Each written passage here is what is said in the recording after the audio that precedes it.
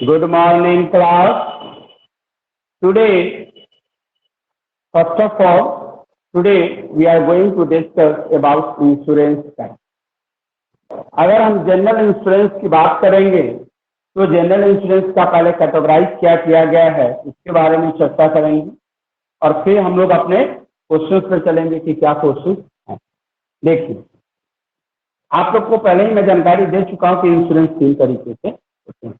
एक होता है लाइफ इंश्योरेंस जो आपका जीवन बीमा जो आप करते हैं। सेकेंड आपका होता है जनरल इंश्योरेंस जो आपका कार बाइक का होता है, ऑफिस बिजनेस का होता है। और थर्ड आपके होते हैं हेल्थ का, यानी कि आपकी स्वास्थ्य का, हेल्थ का। देखिए, हर इंश्योरेंस का ऑब्जेक्टिव ही यही है कि आपको कवर करना, सुरक्षित करना। अब पहले हम लोग जनरल इंश्योरेंस, क्योंकि हम लोग के टैली अकाउंटिंग में जनरल इंश्योरेंस रिलेटेड क्वेश्चन आए तो पहले उसकी चर्चा हम करेंगे। देखिए, जनरल इंश्योरेंस जो होता है डिटेल्स की हम लोग देखेंगे। जब आप जनरल इंश्योरेंस लेने जाएंगे, परचेज करेंगे, तो अमूमन और सामान्य तौर पे, मुख्य तौर पे अगर बात की जाए तो अधिकतर एजेंट आपसे आपका बजट पूछ लेता है। लेकिन दो तरह से कैटेगराइज, दो तरह से ही नहीं, दो है। फर्स्ट क्या है, आपका इंश्योरेंस कराने से पहले 3 पर्सन का इन्वॉल्व होना होता है। पहले तो समझ लीजिए, जनरल इंश्योरेंस की बात करेंगे। एक यह बीच में जो ये पर्सन है, ये कौन है? Insurance company. कंपनी है, ये मीडिएटर है, माध्यम का काम करता है। और एक कौन है? जिसका बाइक है, यानी कि जिसके पास जो कार है, बुलेट है, जो भी है, मान लीजिए एक कस्टमर है और एक जो एक्सीडेंट जिसको आपने किया। देखिएगा जरा, गहराई से समझिएगा इसे।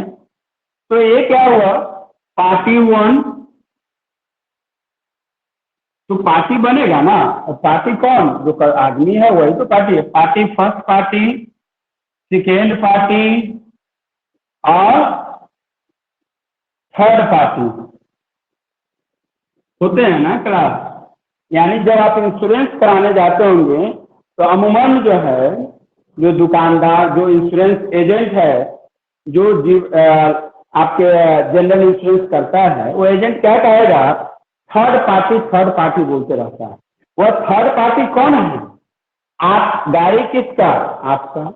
बीमा करने वाला कौन? Insurance company. आप थर्ड पार्टी कौन? आप बाइक से चल रहे हैं और जिसको आप हिट कीजिएगा, इस आदमी को ठोकर मार दीजिएगा, वो क्या होगा आपके लिए? थर्ड पार्टी होगा ना। इसके लिए इंश्योरेंस कंपनी के लिए तो अमूमन जितने भी एजेंट होते हैं ना, थर्ड पार्टी इंश्योरेंस आप सुनते होंगे बोलचाल में आता है। यानी कि थर्ड पार्टी इंश्योरेंस का मतलब क्या हुआ? यह आपका, ना आपका बीमा हुआ, ना आपके गाड़ी का बीमा हुआ। जिस आदमी को ठोका जाएगा यानी धक्का लगेगा, उसी आदमी का बीमा हुआ। तो क्या कहलाया हुआ? Third party. अब ध्यान दीजिएगा, इस थर्ड पार्टी में जितना क्लेम उसका बनेगा, तो इंश्योरेंस कंपनी आपकी गाड़ी का एक्सीडेंटल क्या हुआ वह कवर नहीं हुआ। आपका अगर कवर है तो ठीक है, नहीं आपका कवर नहीं। थर्ड पार्टी मतलब जिसको आपने हिट किया। हिट इन द सेंस, आप बाइक से जा रहे हैं, आप कार से जा रहे हैं, किसी को एक्सीडेंट हो गया तो आपके गाड़ी का कुछ नहीं मिला, आपको कुछ नहीं मिला, मिलेगा किसको? जो सामने वाला है उसको। इसलिए गवर्नमेंट ने क्या किया? ठीक है, आप अपना मत करवाइए, अपने गाड़ी का मत करवाइए, लेकिन अगला आदमी का जरूर करवाइए, तभी आप गाड़ी रोड पे लेके चलिए। यही है ना। आप गाड़ी तब तक रोड पे लेके नहीं चल सकते हैं, ठीक है, आप अपना मत करवाइए, कंप्रेहेंसिव नहीं कराइए, कौन करने जा रहा है? आप पीआई मत कराइए, लेकिन थर्ड पार्टी तो कराना ही नहीं होगा, क्योंकि रोड है, सड़क है, तो गाड़ी चलेगी नहीं। अगर गाड़ी चलेगी तो संभावना है एक्सीडेंट होगा ही, किसी न किसी को ठोकर लगेगी ही। तो आपका अपना ठीक तो नहीं है, अगले का तो ठीक कर लीजिए ना। तो सरकार ने, गवर्नमेंट ने कहा कि किसी तरह का इंश्योरेंस आप जनरल इंश्योरेंस में आप कॉम्प्रिहेंसिव कराइए, पीआई कराइए, नहीं कराइए, उससे हमें मतलब नहीं है, लेकिन अगला आदमी का जरूर आप कवर कराइए, क्योंकि गाड़ी किसका? आप। तो मालिक कौन उस गाड़ी का? आप। तो दंड कौन भरेगा? गाड़ी का जो ओनर होगा। तो इसलिए थर्ड पार्टी जो इंश्योरेंस होता है ना, उसमें ध्यान दीजिएगा, एक होता है आईडीवी होता है, इंश्योरेंस डिप्रिसिएट वैल्यू। आप जाइएगा, जो एजेंट होगा ना, यानी कि आपके आईडीवी थर्ड पार्टी में जीरो होता है, कुछ नहीं है। थर्ड पार्टी में आपको कुछ नहीं मिलता है। किसको मिलता है? जिसको ठोकर लगा उसको मिलता। तो याद रखिए, एजेंट हमेशा आपको क्या करता है? थर्ड पार्टी के नाम पर आपसे पेमेंट का चार्जेस ले लिया जाता है, और कमीशन उसका अच्छा खासा कमीशन। मान लीजिए अगर 3500 का अगर इंश्योरेंस करवाएं तो उसका कमीशन अमूमन मान के चलिए इसका 10% कर दीजिए, वही 875 रुपया समथिंग उसका कमीशन बनता है। सोचिए कितना बेनिफिट है। फायदा किसको हुआ? आपको कुछ फायदा हुआ क्या? फायदा क्या? आप गाड़ी रखे हुए बस थर्ड पार्टी इंश्योरेंस का, ना आपको कुछ मिला। मिला किसको? उस एजेंट को। कितना रुपया? कमीशन का अमाउंट मिला, जो हिडन होता है। लेकिन मैंने यहाँ पर क्या किया? उसको ब्रेकअप किया, हिडन अमाउंट को। तो 875 रुपया उस एजेंट के पॉकेट में गया, और जिस आदमी को ठोकर लगेगा उसको इंश्योरेंस का क्लेम मिलेगा। ये क्या हो गया आपका? Third party insurance. अब आते हैं कॉम्प्रिहेंसिव। थर्ड पार्टी इंश्योरेंस समझ में आ गया। जनरल इंश्योरेंस में कितने तरह का? पहले पार्टी कितना? 3। आप जनरल इंश्योरेंस का कैटेगराइज कितना किए? 2 तरह का। First comprehensive. पहला कौन सा होता है? Comprehensive insurance. Comprehensive insurance. और सेकेंड क्या होता है आपका? Third party insurance. तो 90% खास के बिहार के लोग third party insurance, third party insurance. Agent सब क्या करता है? बेवकूफ बना के थर्ड पार्टी इंश्योरेंस के नाम पर खूब पैसा सकता है। तो अमूमन इसमें आपका कुछ नहीं होता है ना। अब देखिए, कॉम्प्रिहेंसिव इंश्योरेंस में क्या होगा? आपको आईडीवी करना ही होगा, यानी कि इंश्योरेंस डिप्रिसिएट वैल्यू, यानी आपको अपनी गाड़ी की कीमत रेक्टिफाई करनी। यानी कि थर्ड पार्टी में आईडीवी को डिफाइन करने के बाद होती, क्योंकि आपका गाड़ी का कुछ मतलब ही नहीं है ना, नाम ही है थर्ड पार्टी। तो आपका गाड़ी से, आपके बाइक से आपको उसको क्या लेना देना है? उस ऑनर से क्या लेना देना? अगला आदमी जिसको ठोकर लगेगा उससे मतलब है। तो कंपनी, इंश्योरेंस कंपनी किसको क्लेम देगी? थर्ड पार्टी को देगी, आपको कुछ नहीं देगा। लेकिन अगर आप कॉम्प्रिहेंसिव इंश्योरेंस लेते हैं, if you purchase comprehensive insurance, then you must state IDV, insurance depreciate value. यानी कि आपको आपकी गाड़ी की कीमत यहाँ पे क्या करनी होगी? स्पेसिफाई करनी होगी। मान लीजिए आपने अपनी गाड़ी की कीमत बुलेट है, तो आपने बुलेट का आईडीवी कराया है 1,10,000 रुपये। याद रखिएगा, इंश्योरेंस एजेंट जो होगा, एजेंट मतलब दलाल कहिए, एजेंट कहिए, दाएं दाएं कहेगा 1,010, तो हमेशा आईडीवी आपको कम करके वो पैसा ज्यादा ले लेगा। अगर आईडीवी ज्यादा होगा तो फायदा किसको होगा? आपको हो।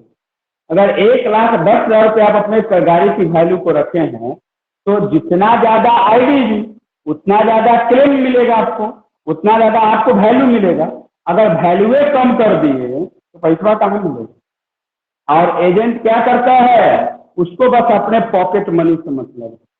आपका गाड़ी का क्या कीमत है उससे कोई लेना देना नहीं। तो सीधा करेगा, आपसे पैसा भी ले लेगा कॉम्प्रिहेंसिव इंश्योरेंस के नाम पे, और आईडी भी कर देगा 50,000 रुपया। तो ये जो 50,000 रुपया हुआ ना आपका, यह बहुत ही हाई रिस्क हो गया।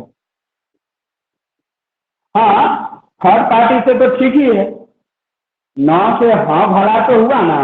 50,000 इसमें आईडी भी कर दिया, लेकिन आपसे पैसा उस एजेंट ने कितना लिया, टोटल पैसा ले लिया आपसे लिया 1,10,000 का ही पैसा लिया आपसे, उसका कमीशन कितना उसने लिया 1,10,000, लेकिन आपकी गाड़ी के वैल्यू को कितना करा, गिरा दिया उसने, वैल्यू गिरा दिया। जब गाड़ी का वैल्यू गिरा दिया तो उसका कीमत से क्या रहेगा, हर जगह रिस्क क्या हो जाएगा, हाई हो जाएगा। तो एजेंट से बहुत सारा तरीका अपनाता है और उन लोग को आपके गाड़ी से कोई मतलब नहीं होता है, उसको अपने पॉकेट से मतलब कि कहाँ से हमको क्या। अब देखिए आईडी भी अगर जैसे ही इतना गिरा 50,000 गिरा तो अब 50, देखिए एक बात ये भी तो है, अगर 50,000 आईडी भी है तो हर पार्टी से तो ठीक ही है कि नहीं, हर पार्टी में तो आपको कुछ नहीं मिल रहा था, कम से कम आईडी भी यानी कॉम्प्रिहेंसिव इंश्योरेंस में 50,000 रुपया तो मिला, यानी गाड़ी की वैल्यू कितनी हो गई 50,000 रुपये।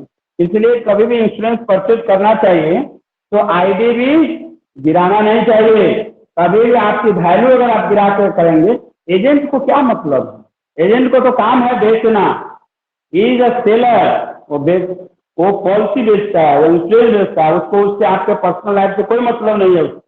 आप अपना देखिए कि हमारा अगर आपके पास बुलेट है या आपके पास कार है, उसको बस चाहिए कि आप मुझे आईडी भी बताओ कि कॉम्प्रिहेंसिव में आईडी भी कितना कर रहे हो, है ना। अगर आप आईडी भी, वो हमेशा गिरा देगा आईडी भी, क्योंकि आईडी भी बढ़ाएगा तो उसको इफेक्ट भी है ना। बहुत सारी ऐसी चीजें जो ध्यान देने की चाहिए। आईडी मतलब क्या, वैल्यू, कीमत।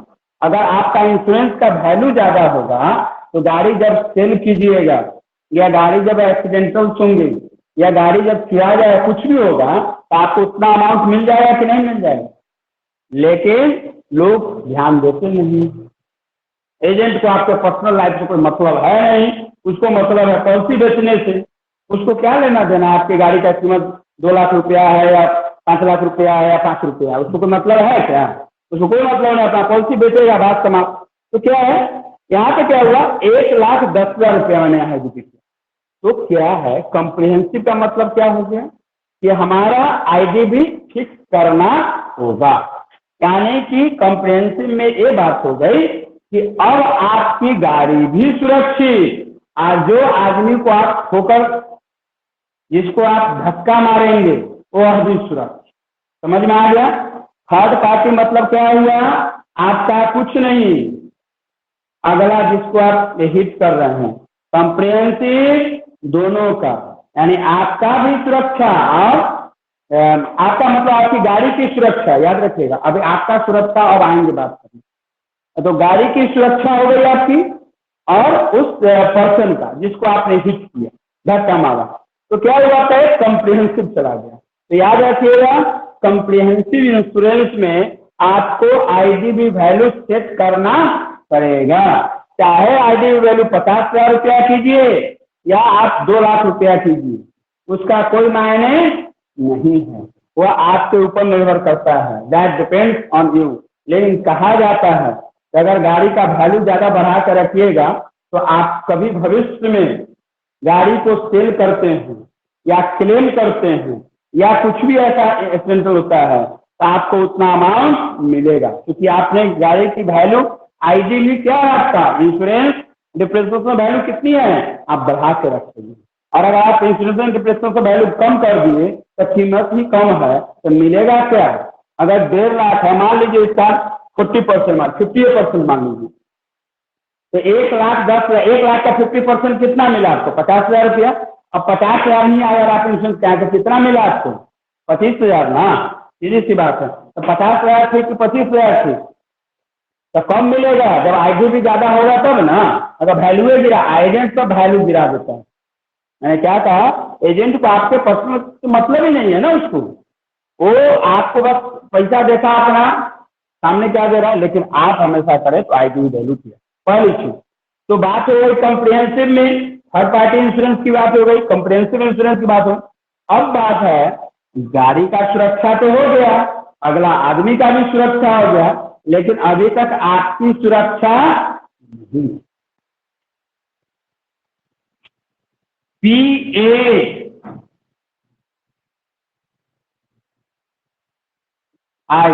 पर्सनल एक्सीडेंट इंश्योरेंस, यानी कि PAI कराना पड़ता है। अब गाड़ी की सुरक्षा तो हो चुकी है कम्प्रिहेंसिव में, और थर्ड पार्टी जो तीसरा पर्सन जिसको आप ठोकेंगे, धक्का मारेंगे, उसका भी सुरक्षा हो गया। अभी तक आपकी सुरक्षा नहीं हुई है, तो क्या होगा, आप पीआई कराते हैं, पर्सनल एक्सीडेंट इंश्योर, यानी कि हियर वी कैन से आपने अपना सुरक्षा किया। वह सुरक्षा पीआई का अमाउंट हो सकता है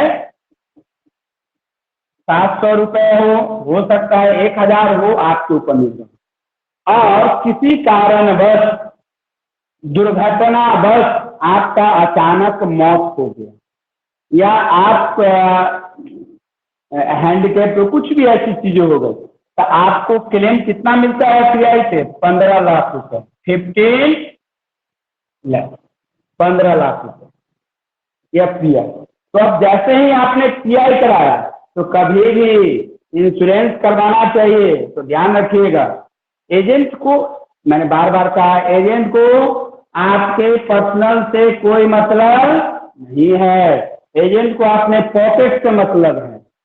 तो क्या कीजिए, उस एजेंट को बोलिए कि आप सुनो, मेरा गाड़ी का पहले आईडीवी ज्यादा बढ़ाओ, इंश्योरेंस डिप्रेशन वैल्यू को ज्यादा बढ़ाओ, फिर उसके लिए क्या करो, पीआई बढ़ा दो, पर्सनल इंश्योरेंस कराइए। अब मान लीजिए तो 500 रुपए के लिए, 700 रुपए के लिए आप कितना बड़ा क्लेम का सेटलमेंट मिल रहा है, आज नहीं मिलेगा तो मिल पाएगा क्या? समझ रहे हैं? तो एजेंट इन सारी, ये बहुत सारी चीजें और भी बहुत सारे पॉइंट्स हैं जिस पर हम लोग चर्चा करेंगे एक वीडियो में। तो अब क्या हुआ, आपने कम्प्रिहेंसिव इंश्योरेंस का है, यानी आपने अपने कार का, अपने बाइक का आपने कौन सा इंश्योरेंस कराया? Comprehensive insurance. इस कम्प्रिहेंसिव इंश्योरेंस में आपने आईडीवी कितना फिक्स किया? 1,10,000। और अब आप अपने मन से भी फिक्स नहीं कर सकते हैं, हर कंपनी जैसा आपका बाइक, अब जैसे बुलेट है तो बुलेट का, चाहे बुलेट की, रॉयल एनफील्ड की कोई भी बाइक हो, उसका लास्ट मिनिमम आईडीवी वैल्यू जाता है 65,000, 65,000 से लेकर 2 लाख रुपीज तक। वही अगर आपने दूसरी बाइक को ले लिया तो उसका हो सकता है 30-30,000 का आईडीवी ज्यादा। तो निर्भर करता है कि आपका ऑटो, यानी आपकी बाइक का सेगमेंट क्या है।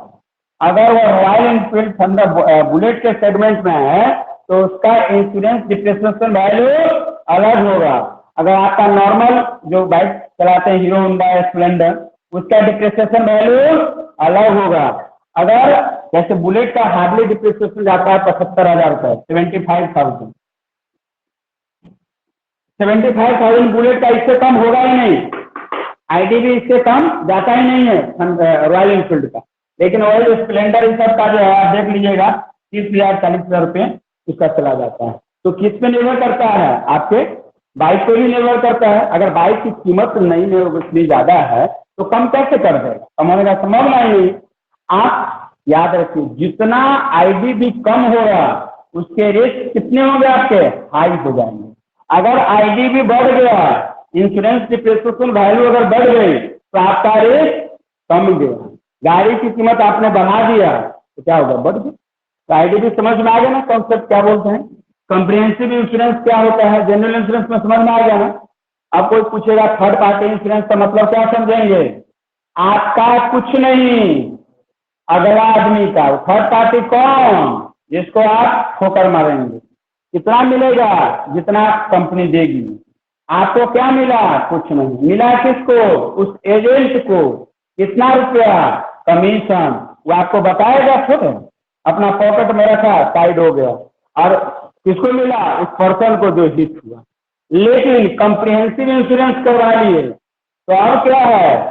आपको अभी भी कुछ नहीं मिल रहा है, आपके बाइक को मिल रहा है। आपने जो बाइक खरीदा है उसकी डिप्रिसिएशन वैल्यू जितनी होगी, अगर आपने आईडीवी कम कराया है तो उसके परसेंटेज के अकॉर्डिंग मिलेगा। तो अब कम्प्रिहेंसिव में क्या हुआ?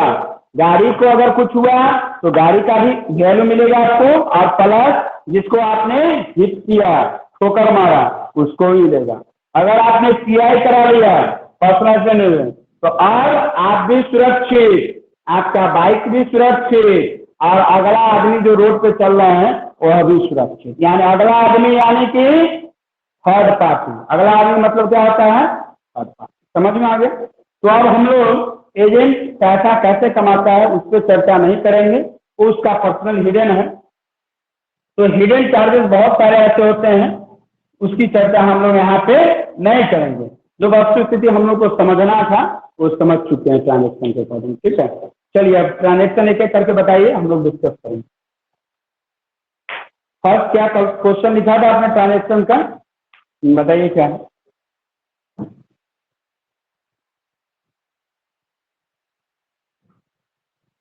ट्रांजेक्शन बोलिए दुफार, क्या क्वेश्चन स्टार्टिंग से बोलिए, कितना नंबर क्वेश्चन है? 9, question number 9। Recording opening entry cash in hand है ना, ठीक। इसको मैं मिटा दूं, इसको स्क्रीनशॉट सेंड कर दीजिए दुफार। अच्छा चलिए ओके। ट्रांजेक्शन, अब इंश्योरेंस समझ में आ गया ना कैसे क्या है। कभी भी आपको टैली में अगर एंट्री करने के लिए दिया जाएगा तो उसमें सिर्फ इसी चीज की चर्चा होगी। अब एजेंट कितना पैसा कमाया नहीं कमाया उससे कोई मतलब नहीं, वो कितना पैसा किससे ले रहा है दे रहा है उससे बात नहीं है। आपको यह इंश्योरेंस का स्ट्रक्चर को समझना है ना। अब हिडन वो कितना अर्निंग कर रहा है उस पर कोई मतलब नहीं है, उससे कोई लेना देना नहीं इंश्योरेंस कंपनी को है और न ही उस पर्सन को है, कस्टमर को है। आप यहाँ ध्यान दीजिए, बोलिए ट्रांजेक्शन। जैसे देखिए इस क्वेश्चन में क्या है, record the opening entry, record the opening entry as on 1 April 2016, यानी कि 1 अप्रैल 2016 को आपको रिकॉर्ड एंट्री करनी है। किस आधार पे? जो इंफॉर्मेशन दिया गया, किससे? Car trader. किसका इंफॉर्मेशन है? ट्रांजेक्शन किसका है? कार ट्रेडर का। तो उसने क्या किया, एक फॉर्मेट बनाया है, जरा बताते जाएंगे आप। फर्स्ट फॉर्मेट में क्या है, just minute, cash in hand, cash in hand. Tally में देखिए इस तरफ से अंडरस्टैंडिंग कीजिए कि ट्रांजेक्शन क्या हो सकता है। कभी आपको आएगा तो आप आइडिया लगाए कि कॉम्प्रिहेंसिव में जा रहा है कि वो आपका थर्ड पार्टी इंश्योरेंस में जा रहा है। अब ट्रांजेक्शन आएंगे तो समझ में आ जाएगा ना ये थर्ड पार्टी का जा रहा है ट्रांजेक्शन है कि कॉम्प्रिहेंसिव में जा रहा है। वो ट्रांजेक्शन ऐसा आगे आएगा, तो आप ध्यान दीजिए। क्लोजिंग बैलेंस, हाँ बोलिए। क्लोजिंग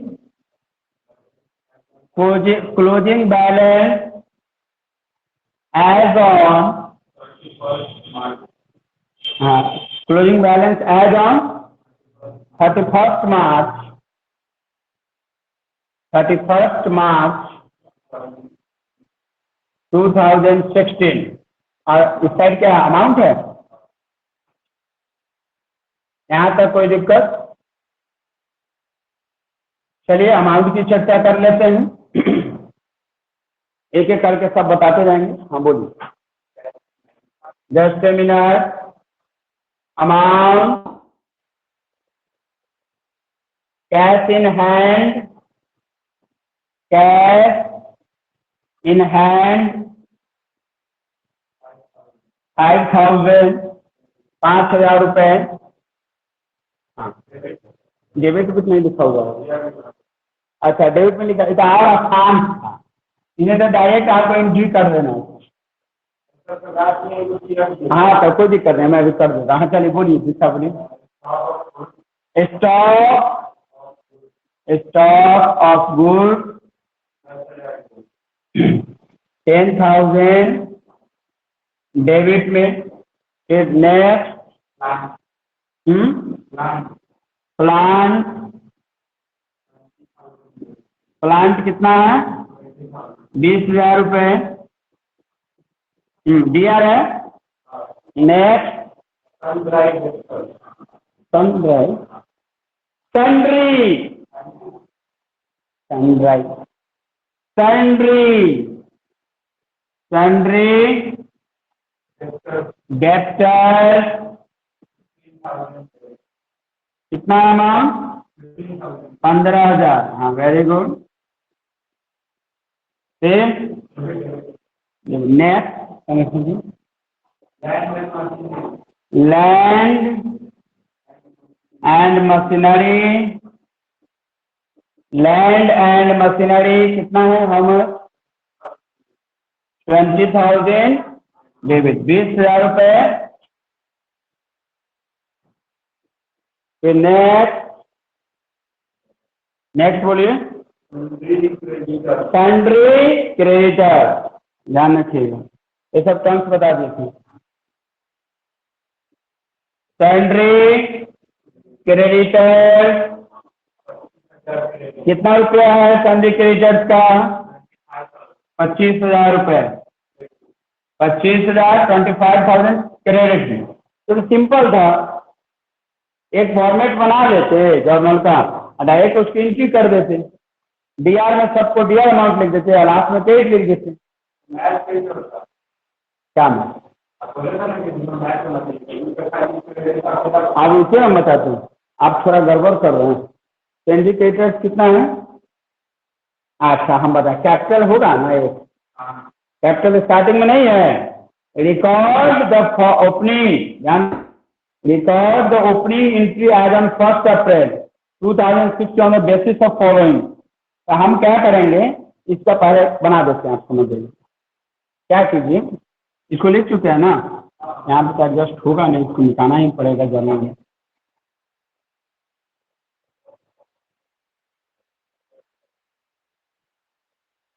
पहले क्या करेंगे, फर्स्ट ऑफ ऑल इसमें देखिए, अगर इस तरह का फॉर्म बन के आवे ना, तो आपके लिए इसलिए आसान है कि आपको इसका नेचर आइडेंटिफाई करने की जरूरत नहीं।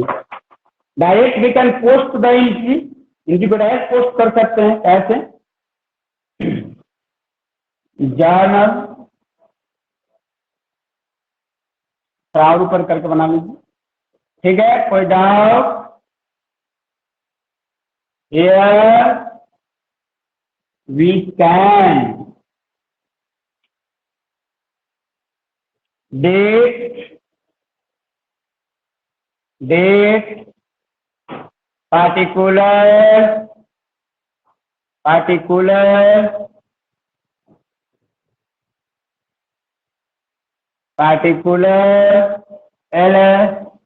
ledger folio debit and credit, यही है ना। 2016 वह बात 2016 की है और ट्रांजेक्शन कब का है, 2016 का, अप्रैल 1 का, अप्रैल 1। ठीक है, अब क्या करेंगे, पहले जो जो अमाउंट है सब लिखते चलेंगे, बोलते जाइए। डेबिट में पहला कौन सा है, कैश अकाउंट, अभी लिखते जाइए ना, कैश अकाउंट, कैश भी है कि नहीं, कैश इन हैंड मतलब कैश अकाउंट, हाँ मैं कैश इन हैंड ही लिख देता हूँ, आप कैश इन हैंड, हाँ कितना है कैश इन हैंड, 5,000। नेक्स्ट बताइए, स्टॉक ऑफ फूड, स्टॉक यानी सामान कितना है, स्टॉक उसका, stock of food how much, कितने का है, 10,000 रुपए, 10,000। फिर नेक्स्ट प्लांट, सिर्फ प्लांट है, सिंगल प्लांट कितना का है, 25,000 रुपए, 20,000, ठीक है। Next sundry debtor, sundry debtor कितना है, सन्ड्री डेबिटर 15,000 रुपए, 15,000। Next land and machinery, land and machinery इसका कितना अमाउंट है, 20,000 रुपए।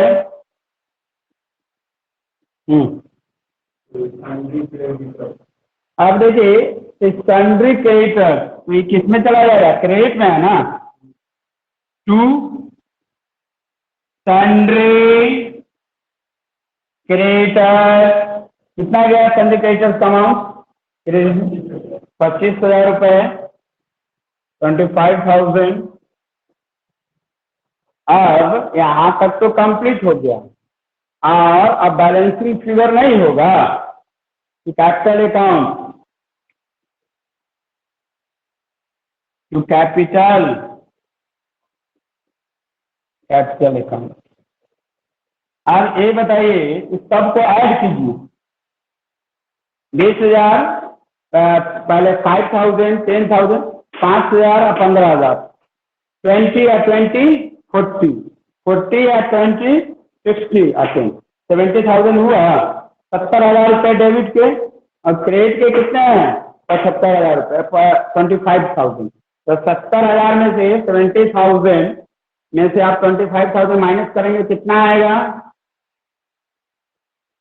45,000 रुपये आए कि नहीं? तो हियर कैन वी राइट और not write? Of course we can write the balancing figure capital account and that is balance, यानी बैलेंसिंग फिगर। बैलेंसिंग फिगर कितना गया क्रेडिट में? 45,000, 45,000 रुपये, 45,000। अब sum of the debit is equal to sum of the credit of 70,000 हो जाएगा कि नहीं? यही तो मैं बैलेंसिंग किया ना यहाँ पे। तो बैलेंसिंग फिगर कैसे पता चलेगा हमारा तो कैपिटल अकाउंट का? इस सब को ऐड किए। हाँ, पहले सम ऑफ डेबिट ऐड किए, माइनस कितना किए? क्योंकि डाटा तो इसी का है ना, डाटा इसका थोड़े दिया हुआ है। ये तो बैलेंसिंग फिगर अमाउंट है। ये बैलेंसिंग फिगर कब निकलेगा? जब डेबिट माइनस क्रेडिट कर देंगे। तो डेबिट कितना था? 70,000। क्रेडिट कितना है? 25,000। तो 70,000 में से 25,000 घटा तो 45,000। यस या no class? Of course. So here we can say this is the balancing figure and that is bought from the last year. Clear है? यानी कि एक फॉर्मूला होता है capital is equal to assets minus liability. यहाँ पे assets कौन कौन है और लायबिलिटी कौन कौन है? क्योंकि कैपिटल तो लिखना है था ना। यहाँ देखिए, stock of good cash in hand 5,000 रुपया जो आपको मिला, ये क्या है आपका? एसेट। स्टॉक ऑफ गुड 10,000 रुपये एसेट है। और प्लांट क्या है? एसेट मिला। सन्ड्री डेबिटर्स भी क्या मिला? तो एसेट ही मिला। लैंड एंड मशीनरी भी क्या मिले आपको? एसेट मिले। लेकिन क्रेडिटर्स क्या है? लायबिलिटी है आपके लिए, उधार है। तो फार्मूला मैंने बताया था ना आपको, capital is equal to asset minus liability. Asset minus liability नहीं होता है मिस्टर बिट्टू कुमार, क्लास ध्यान दीजिए। Capital is equal to asset minus liability नहीं लिखेंगे। Of course we will write. So here we can say that is the asset. So here we can sum up all the assets which are mentioned in the debit amount and we find out that is the 70,000 amount. This is the asset, and right now we write 25,000 and subtract from assets, so we can obtain the capital amount like that is 45,000. यानी 25,000 रुपया liability है। तो capital is equal to, so here capital is equal to assets minus liability. Clear है class? So right now I am going to over the lecture. मैं lecture over करूंगा। क्या है question? मैं समझा दे रहा हूँ। वही सेकेंड क्वेश्चन है। उसमें सारा का सारा डेबिट, तो वहां का फर्स्ट ट्रांजेक्शन तो फर्स्ट डेबिट में लिखेंगे सिंपल। अगर लायबिलिटी है ही नहीं तो उसको तो डेबिट में लिखेंगे। हाँ ऑफकोर्स जाएगा, इधर का जीरो जाएगा। हाँ बिल्कुल जी। यहाँ तो क्रेडिट आया तब ना लायबिलिटी गया।